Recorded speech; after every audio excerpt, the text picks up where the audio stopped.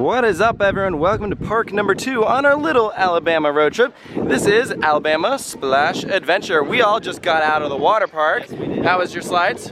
Oh my gosh, there's one complex here specifically called Neptune Plunge. Yeah. Highly recommended. I almost just tripped on this curb. So yeah, a lot of fun in the water park. My hair looks absolutely ridiculous, but that's okay. It was a good time. Lots of fun slides in there. You know, contrasting Alabama Adventure versus Splash Adventure. Splash Adventure had a lot of people in there.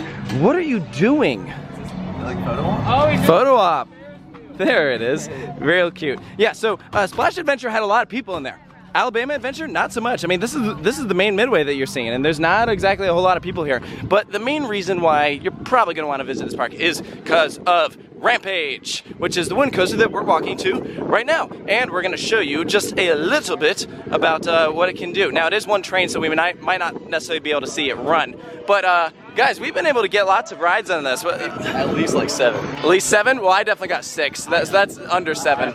All right, you have 8? Okay. So clearly you like it. It's good, but I think like it's like maybe like a slight step above Raven. Okay. But like nowhere near Legend. I'd say it's like I'd say it's better than Legend in my opinion. Really? A little bit, yeah. Okay. Very similar. It's a top 10 wooden coaster for me. It is a top 10 wind coaster for you. It's in the bottom tier of my top 10, but it's definitely in there. All right. After we did our first ride on Rampage, I was not that impressed. We were the first train of the day, and I was like, this is kind of overrated. It's not that great. I mean, it's a lot of laterals. There are some airtime modes, but then we started lapping a bit more. We started getting full trains for it because it used to be, or we were just the only ones on the train. But now, the park filled in. There were a lot more people on it, and it definitely warmed up. It's running pretty good. That ride, I'll say, it's aggressive. Tanner, this is one of your favorites. Oh yeah, I love Rampage. So I bought a season pass just to come ride it the whole year. This guy, we were 5 rides in on Rampage, and he had none. It's the only park open within like a day trippable distance from my house. That's fair.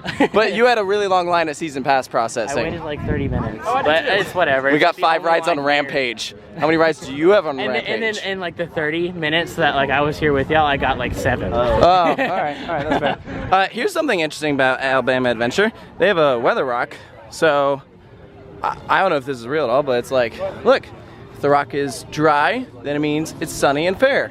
And if it has no shadow, it's cloudy. So it's basically groundhog, I guess. I know. We're just walking around to show you a little bit about the park. One thought that I had is that the water park feels much more filled in and well thought out than Alabama Adventure. And I know that the core dry park has, had an interesting history. It's changed owners a little bit. They've lost quite a few rides. They used to have a boomerang that was right over here. That's gone.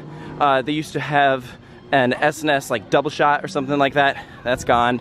So I personally don't really care for the dry park. It doesn't really feel complete. I think if they start to add some more attractions, especially something like right here, then it'll be a lot stronger of a park. Because right now, Rampage is pretty much the signature attraction. There is a wacky worm. I will say, one of the things that I do really like about this park is Pepsi Oasis. Hey, we're getting like a park tour from like the home park. Like he's showing us where like everything used to be. Oh, really? You're vlogging and missing the whole thing. Hey, what used to be here? Oh, Become a Boomerang. Yeah. So when was it taken out? 2013. Oh, really? Yeah, that was like 7 years. Yeah, so the park basically was sold off in 2013, so they sold off the majority of their rides, so like a lot of their flats and the Become a Boomerang. So I think the Become a Boomerang is in India now, which is kind of insane. Oh, really? Yeah. So they just kind of left the plot and it's a bunch of rubble up there. Interesting. There used to be an S&S space shot, a whole bunch of flat rides, Ferris wheels, rapids rides, log flumes, like everything. And now it's all gone. No. They're slowly we can see the log flume from the top of the body slide. Like the drop and the lift is still all the there in the concrete station channels are still there, so they just need to like put some plexiglass. And when you ride Rampage, like if you like the turnaround by the station, if you look off in the woods, you can see the river rapids. Yeah, you can, and like the stations and everything are still there, so if they really wanted to, they could just reopen them. Interesting. All right, well, they're about to send a train on Rampage, so I'll at least show you guys what this ride is like. Would you guys say it's pretty accurate? It's just a whole lot of laterals and then a few airtime moments. It's a twister layout. It's like Ghost Rider kind of. I don't know if I compare. It's a mix of like Legend and Raven. That's what I compared it to a larger version of Silver Comet at Fantasy Island. So basically, we all have a different idea of what this ride is like. I haven't rented it. That's fair. All right, so here we go. So here's the logo entrance sign, and you can see the drop right there. Actually, we'll go over here. You can see more of the ride from right here. What's kind of funny is that they have this fence prevent you from getting it here, but this area is completely open, so we can just walk right up here and get pretty close to the drop. So something interesting, they are social distancing on the trains by doing every other row, but they are not cleaning the trains in between cycles, which I think was interesting because we were at OWA yesterday and Mount Olympus the day before, and both the parks were cleaning in between cycles, but here they're not. But they're still doing the social distancing, which is not that hard to do at this park because the midways are wide open, meaning you don't have to get too close to the other people. And one other thing I'll just bring up, masks are not required here. They're also not required by the employees. So we've seen many, I'd say most employees not wearing masks, and then every once in a while you see some employees wearing masks. Here's going around that last turn. You can sort of see it. This ride is very hard to get footage of. It's gonna come right over here.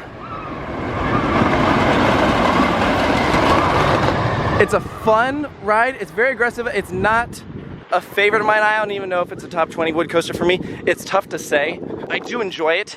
It definitely has some rough patches here and there. There's some moments that are very jarring, almost jackhammery.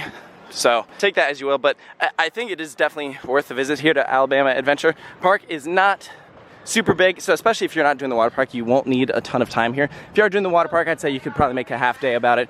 We're gonna be leaving pretty much after this ride, and that'll be the last ride that we do here at the park. And frankly, I don't think I'll be back anytime soon unless they add, you know, another major roller coaster or another substantial addition here. At least as of the state is, this was kind of a one and done park for me. But anyways, we're gonna go and hop on this train. So hope you enjoyed this video. Make sure to stay tuned for more coverage from Alabama Adventure and some footage coming soon from OWA and whatnot. So thank you guys for tuning in. We'll see you next time.